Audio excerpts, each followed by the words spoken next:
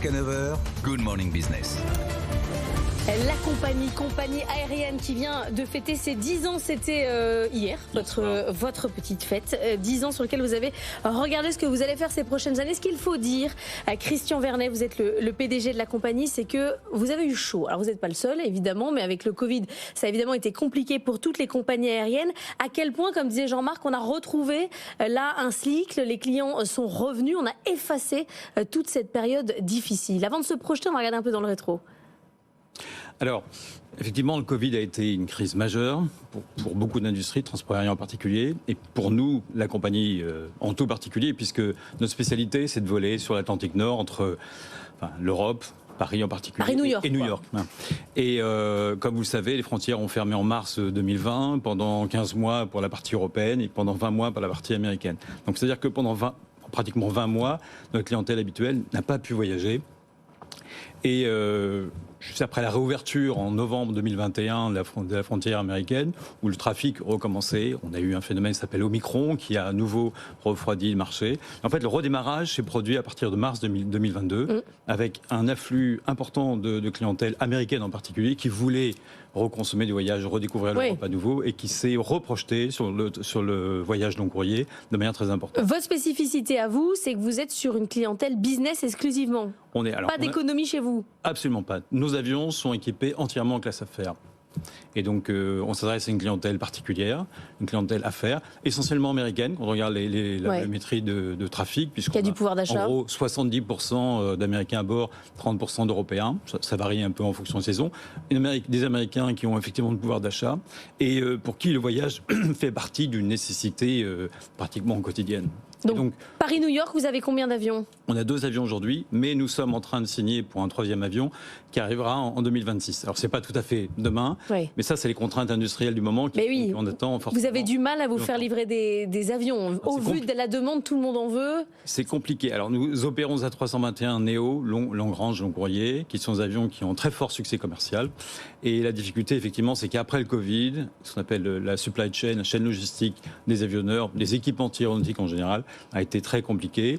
Et en fait, le redémarrage de production des avions, Airbus en particulier, ce qui nous concerne, effectivement long. Et donc, le temps d'attente pour avoir un nouvel avion aujourd'hui est pratiquement le double de celui qu'on a connu en 2018 quand on a eu nos avions livrés en 2019. Et ça, c'est un problème. Ça, mais il faut qu'on s'adapte à ces situations-là. Il faut être un peu patient. On ne peut pas en louer des avions, justement. Il n'y a pas d'avion. Il n'y a pas d'avion pour personne, quoi. C'est ça que vous voulez nous dire. La génération 321 Neo, qui est la dernière génération, qui a énormément de qualité, entre autres sur la consommation de carburant, et c'est particulièrement important, n'est pas disponible aujourd'hui sur le marché.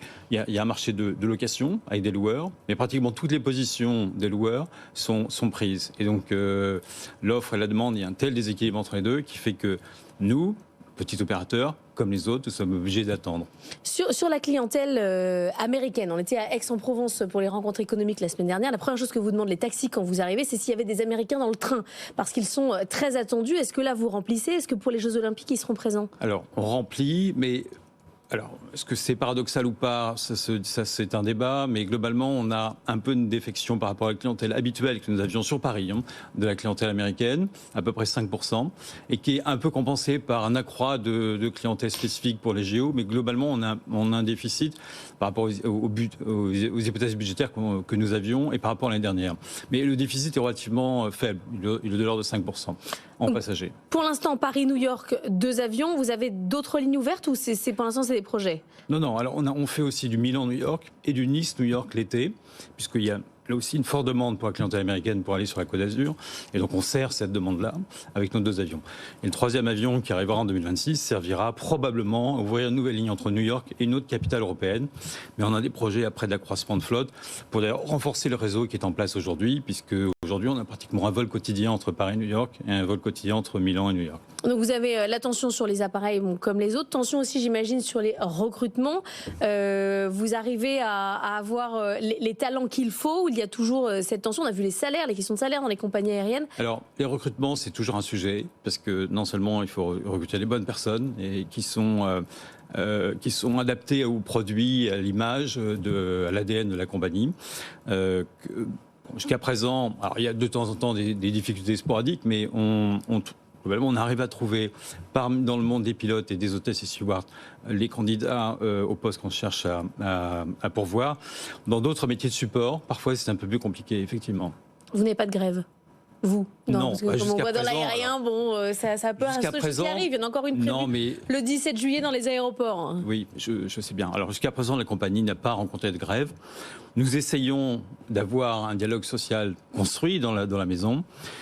L'avantage aussi, c'est que la compagnie est relativement jeune. 10 ans, c'est 10 ans, mais globalement, il n'y a pas les potentielles mauvaises habitudes que certains grands groupes plus anciens ont acquis dans le temps. La mobilisation est forte. L'adhésion des salariés à l'entreprise est forte. Maintenant, vous savez, tout peut se produire. Mais justement, tout peut se produire. Vous avez vu d'autres compagnies déposer le bilan, ne pas réussir à supporter la période. Qu'est-ce qui fait, selon vous, que vous avez passé la difficulté? Alors, déjà, sur la partie des recettes, on a un produit très particulier. Puisque vous avez dit, on a un produit des 100% de business, niche, 100% business. Même si on est confronté à la concurrence des majors, des gros opérateurs, des legacy, ce qu'on appelle, on a capté une clientèle particulière sur le marché parce que notre produit a des qualités supérieures à ce qu'on peut trouver. En tout cas, c'est ce que les clients nous trouvent et c'est très bien. En tout cas, on travaille à ça. Et donc, l'adhésion de la clientèle au produit et à la compagnie est très forte. Et ça fait davantage sur la partie revenus. Sur la partie coût, on fait tout pour être très productif. Donc, sur l'ensemble des domaines, on essaie d'être très performant. Merci beaucoup, Christian Vernet, PDG de la compagnie.